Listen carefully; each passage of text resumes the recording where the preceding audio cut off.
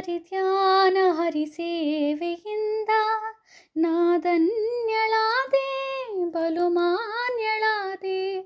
ಹರಿನಾಮ ಹರಿಧ್ಯಾನ ಹರಿಸೇವೆಯಿಂದ ನಾದನ್ಯಳಾದೆ ಬಲು ಮಾನ್ಯಳಾದೆ.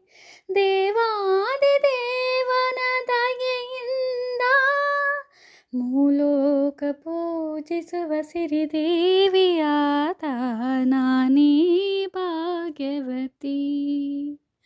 ಇಂದು ನಾನೇ ಪುಣ್ಯವತಿ. ಗೋವಿಂದ ನಿಮ್ಮಿಂದ ಆನಂದ ಹೊಂದಿರುವ ನಾನೇ ಭಾಗ್ಯವತಿ. ಇಂದು ನಾನೇ ಪುಣ್ಯವತಿ.